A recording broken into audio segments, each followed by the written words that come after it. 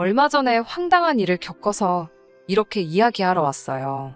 지금도 생각하면 심장이 벌렁거리고 어이가 없어서 욕이 절로 나옵니다. 이제 갈라서서 남보다 못한 인간, 남의 편이라서 남편이라고 한다더니 그 말이 딱이네요.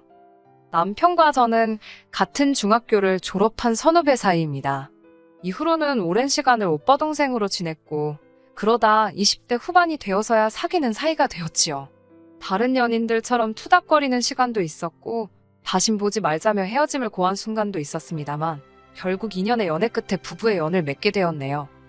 길다면 긴 시간 동안 남편과 알고 지냈고 종종 만나기도 했었지만 결혼 이야기가 본격적으로 오가기 전까진 단 한 번도 시댁 식구들을 만난 적은 없었습니다. 사실 한동안은 사귀면서도 비밀로 했었는걸요. 워낙 알고 지내는 사람들 중에 겹치는 사람들이 많아서 헤어지기라도 하면 어쩌나 걱정이 컸기 때문이에요. 솔직히 사람 일이라는 게 어떻게 될지 한치 앞을 모르잖아요. 결혼할 나이까지 된 마당에 솔직히 사람들 입에 오르내리고 싶지도 않았고요. 하지만 사귄 지 1년쯤 지나면서는 주변 사람들이 눈치를 챘고 그러다 본격적으로 결혼 이야기가 나오면서 시댁 식구들과도 만날 수밖에 없었네요. 처음에 시댁에 인사를 갔던 날입니다. 같이 점심이나 먹으며 친해지자는 어머님의 말씀을 남편을 통해 들었던지라 식사 후 디저트로 먹을 과일과 아버님이 좋아하신다는 중저가 양주 한 병을 사들고 찾아갔어요. 그런데 점심 초대를 받아 간 것인데 막상 도착한 시댁에는 아무것도 준비가 되어 있지 않더라고요. 어머님께선 남편에게 제 이야기를 많이 들으셨다며 특히 남편이 제가 집안일을 잘한다고 했답니다. 음식도 잘한다고요. 어이가 없었어요. 사귀는 동안 남편이 하도 졸라서 저희 집에 두어 번 놀러 오는 걸 허락해준 적이 있었거든요.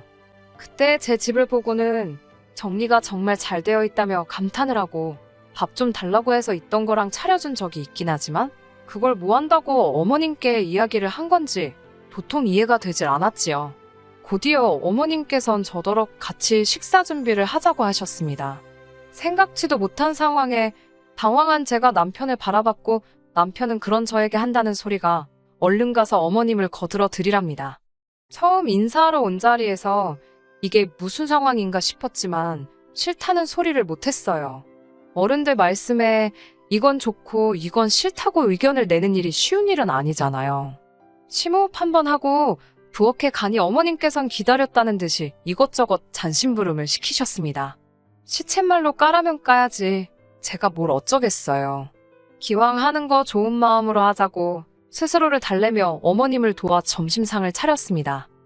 식사를 하며 이런저런 대화를 나누다 신우 이야기가 나왔습니다. 그렇지 않아도 신우는 어디 갔나 궁금하던 차였는데 어머님 말씀이 오늘 원래 오려고 했는데 아침에 갑자기 컨디션이 안 좋다며 못 온다고 했다대요. 신우는 서울에서 차로 4시간이 넘는 지방에서 살고 있어서 시댁엔 자주 오지 않아요. 운전면허가 있긴 하지만 20살이 넘자마자 땄고 이후로 한 번도 도로주행을 해본 적이 없다고 그러더라고요. 그래서 어쩌다 시댁에 오게 되더라도 신우 남편에게 부탁하거나 고속버스를 타고 온다고 들었습니다. 신우의 사정을 충분히 이해했기에 신우가 안 왔다고 해서 서운한 건 전혀 없었네요. 아무튼 식사를 마치고 거실에 모두 모여 앉으니 어머님께서 제가 사온 과일을 꺼내오셨습니다. 그리고는 당연하다는 듯 저에게 칼과 과일을 쥐어주셨는데 전 과일을 잘 못 갖거든요. 과일을 엄청 좋아하는 편도 아니고 보통 껍질째 먹을 수 있는 과일은 껍질째 먹어요. 쑥스러운 이야기지만 키위 같은 경우에도 저는 껍질을 까는 게 아니라 반딱 잘라서 수저로 퍼먹는 식이라 잠깐의 고민 끝에 못하는 건 못한다고 하는 편이 좋겠다 싶어서 솔직히 말했어요. 그러자 남편이 그럼 어머님이 깎은 과일을 며느리가 집어 먹기만 할 거냐며 그건 좀 아니지 않냐고 고개를 갸웃거리더군요. 이때는 좀 어이가 없어서 오빠도 어머님이 깎아주신 거 먹지 않냐고 웃으며 받아쳤습니다. 그러자 순간 남편이 멈칫했고 뭐라고 표현하면 좋을지 순식간에 분위기가 얼어붙었다고 표현하면 적절할까요? 거실이 어색한 공기로 차오르는 순간 아버님께선 저더러 할 말은 꼭 하는 편이냐 물으시더니 가끔은 참는 것도 중요하다고 하시대요. 한마디로 입 다물고 하라면 하면 된다. 그 소리를 하고 싶으셨던 거겠지요? 저는 해야 할 말은 꼭 하는 편이라고 어쩔 수 없이 한 번 더 대답을 했고 결국 분위기가 너무 가라앉아서 생각보다 일찍 시댁에서 나오게 되었습니다. 뒤따라 나온 남편이 저더러 시부모님께 조금만 더 상냥해질 수 없겠냐고 묻더라고요. 그때만 하더라도 남편이 꽤나 조심스럽게 부탁을 해왔기에 저도 순순히 해보겠다고 했습니다. 하지만 남편에게 분명히 말했어요. 항상 내 편으로 내 입장에서 생각하고 행동해달라고요. 어머님 아버님이 무리한 부탁을 하시면 오빠가 적절한 선에서 컷해주고 막아줘야 한다고 당부했지요.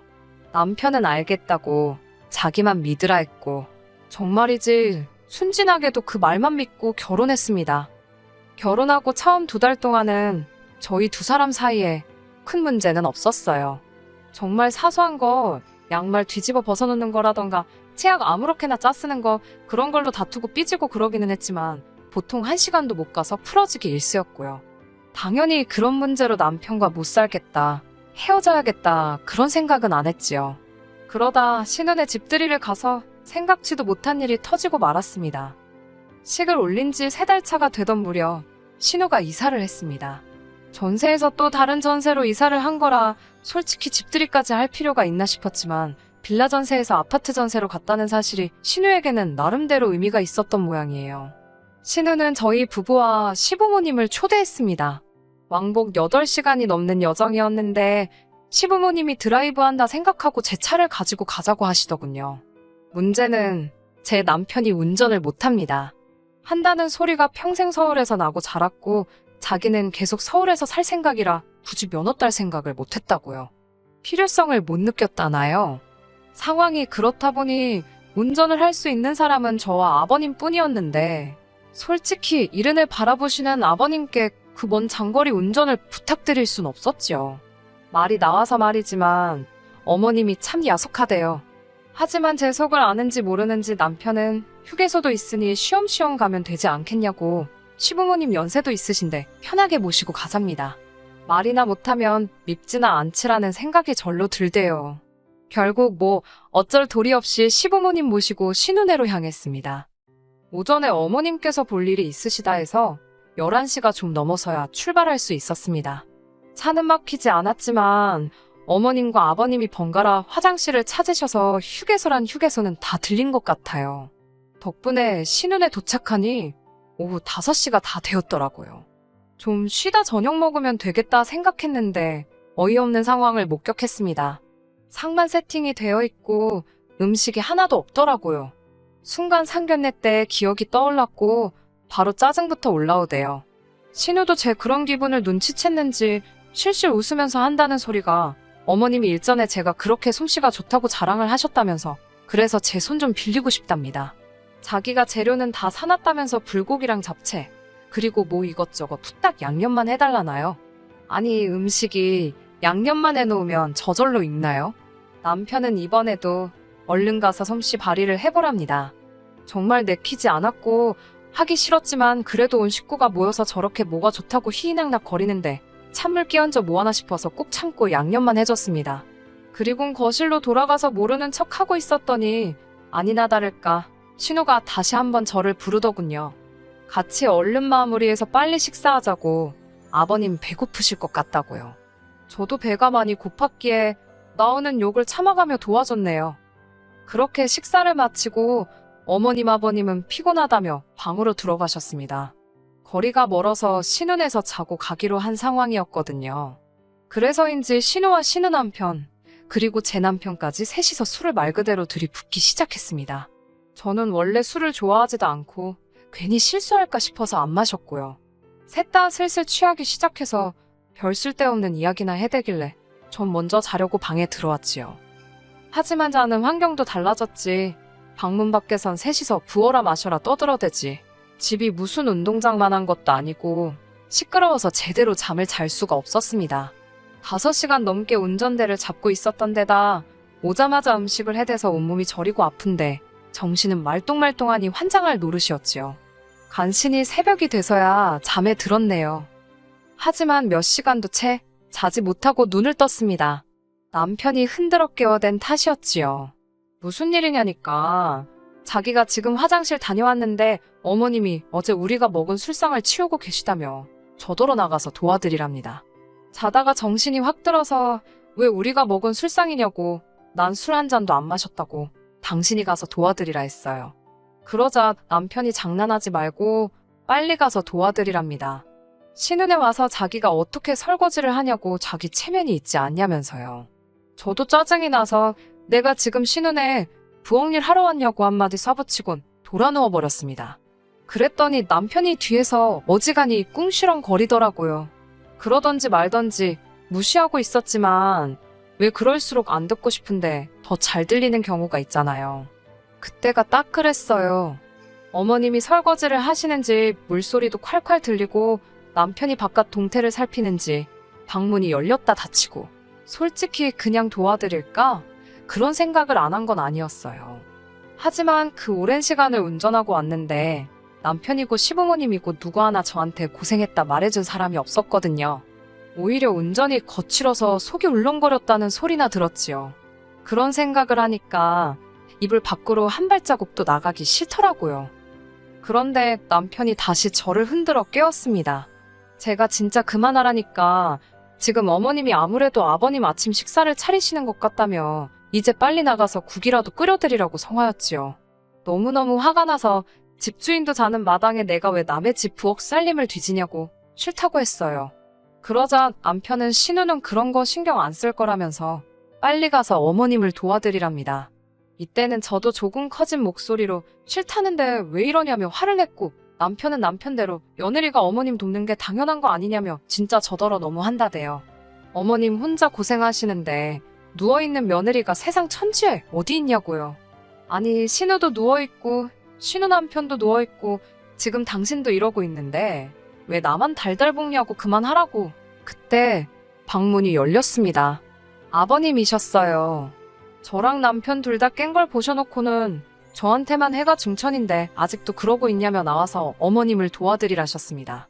남편이 그러니까 나가랄 때 나가지 괜히 왜 싫은 소리를 듣냐며 빈정거리대요. 진짜 가슴팍 중심이 막 뜨거워지는 게 이게 화병의 시작인가 싶더라니까요. 제가 남편더러 같이 나가서 어머님 도와드리고 식사하자니까 자기는 생각이 없답니다. 신혼에 깨면 같이 해장국이나 먹으러 갈 거라고요. 저는 원래 해장국을 좋아하지도 않고 아침부터 남편이랑 부딪힌 탓에 같이 갈 생각은 안 들더군요. 게다가 쓸데없는 입씨름을 해댔으니 입맛은 입맛대로 없었고요. 한편 어머님께선 뭐가 그렇게 못마땅하신지 식사 내내 저를 쳐다도 안 보시고 말 한마디 안 거시대요. 식사를 마치신 어머님께서 일어나시면서 설거지는 저더러 하랍니다. 솔직히 어찌됐건 좀 전에 안 도와드린 게 마음에 걸려서 설거지는 제가 할 참이었어요. 그런데 너무 당연하게 저더러 하라시니까 이게 단순히 서럽고 서운하고 그런 감정이 아니라요. 진짜 아니 내가 이 집 식모도 아니고 왜 나한테 저러시지 그런 생각부터 시작해서 별의별 생각이 들더라니까요. 그렇게 설거지를 마치고 한숨 돌리고 있는데 신우네 부부가 느리적느리적 방에서 기어나오더군요. 그런 신우네를 보곤 남편이 기다렸다는 듯이 해장국 먹으러 가자고 그러대요. 그러자 신우가 소파에 턱하니 걸터앉아서는 나가기 귀찮답니다. 그러면서 저더러 해장국을 끓여달래요. 어찌나 황당하던지 저는 처음에 제가 잘못 들은 줄 알았네요. 제가 어머님한테 끓여달라 하던지 아니면 배달시키자고 그랬어요. 여기 신우집이고 신우 주방인데 이것저것 만지기 좀 그렇다고요. 기분 나쁘지 않게 하려고 최대한 돌려서 말한 거였지요. 그러자 신우는 괜찮다며 저더러 다 만져도 된다고 좀 해보랍니다. 말귀도 못 알아듣고 눈치도 없어서 이걸 어쩌나 생각하고 있는데 남편이란 작자가 저를 한쪽으로 잡아 끌더니 저더러 왜 이렇게 뻣뻣하게 구냐입니다. 자기 체면 좀 살려달라나요. 제가 남편에게 오빠야말로 내 자존심 좀 생각해달라고 내가 이 집 식모로 일하러 왔냐고 따졌지요. 그런데 언제 쫓아오셨는지 어머님께서 저희 대화를 들으시고 노발대발 하시는 거예요. 옛날 같으면 며느리들이 머리카락 파라다 남편 형제들 옷 입히고 공부시키고 다 했답니다.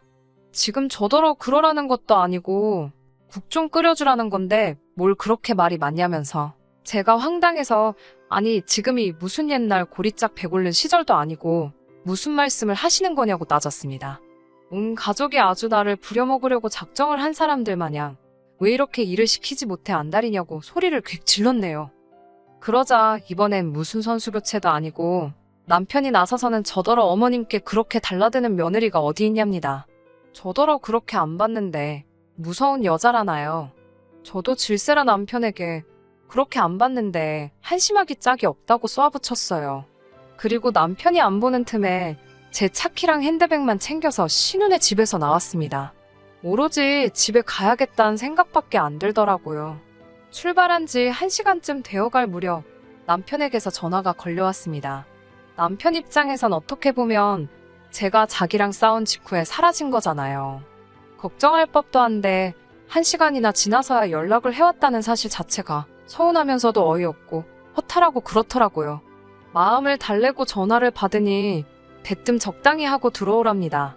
제가 들어오는 거 좋아한다고 웃기고 있다고 받아쳤는데 전화기 너머로 내비게이션 소리가 들렸던 모양이에요. 저더러 너 지금 어디냐고. 설마 너. 그래서 제가 먼저 맞다고 나 지금 서울 간다고 쏴붙였습니다. 남편이 한숨을 쉬더니 장난하지 말고 빨리 차 돌리랍니다. 고속도로에서 차를 어떻게 돌리냐고 이 무식한 인간아. 제가 한껏 빈정거리며 대답을 해줬어요. 그제서야 남편도 상황이 심각한 걸 눈치챘는지 진짜 왜 그러냐면서 일단 와서 이야기하잡니다. 하지만 것도 얼마 못 가 회유가 안 통한다는 걸 눈치챘는지 악을 쓰기 시작했어요. 그러고 가면 시부모님께서 절 가만두지 않을 거라는 둥, 저 하나 때문에 지금 얼마나 많은 사람이 고생하게 생겼는지 아냐는 둥. 처음엔 약올은 남편 목소리 듣는 게 꼬수어서 들고 있었지만 들을수록 귀만 아파서 전화 그냥 끊어버렸습니다. 집에 오자마자 제가 한 일은 남편의 짐을 정리한 거예요. 주택 문제로 이런저런 가능성을 열어두고 있다 보니 결혼식 전에 집을 구하지 못했어요. 하지만 결혼식 하라고 받아놓은 날짜가 있었으니 일단 식부터 올리고 급한 대로 제가 살던 오피스텔에 신혼살림을 차린 상황이었지요. 이렇게 될 줄 모르고 남들과 다른 신혼생활에 소가리를 많이 했는데 막상 갈라서 자고 마음을 먹으니 참 다행이다 싶더라니까요. 그날 늦은 오후 남편이 오피스텔 앞으로 찾아왔어요. 아니 지 생각엔 지 집이니까 찾아온 거겠지요. 현관 앞에 꺼내놓은 지 짐을 봤는지 문이 부서져라 두들겨서 경찰을 불렀습니다. 사실 집안에 친정부모님도 계셨고요. 그걸 몰랐던 남편은 경찰이 온 틈을 타 집안으로 들어오려다가 저희 부모님, 특히 아버지한테 얻어터질 뻔했네요. 남편은 국 끓이라고 한마디 했다고 집 나가는 저 같은 여자는 자기가 먼저 싫답니다. 그러면서 자기는 지금 쫓겨나는 게 아니라 제 발로 나가는 거라며 지인들한테 헛소리하지 말라나요. 저는 걱정하지 말라고 내가 겪은 일 그대로만 이야기할 거라고 했고요. 지금 저는 너무 행복합니다. 끝까지 들어주셔서 감사합니다. 오늘의 사연은 여기까지입니다. 구독과 좋아요, 알람 설정 부탁드리고 더 좋은 사연으로 다시 찾아뵙겠습니다. 감사합니다.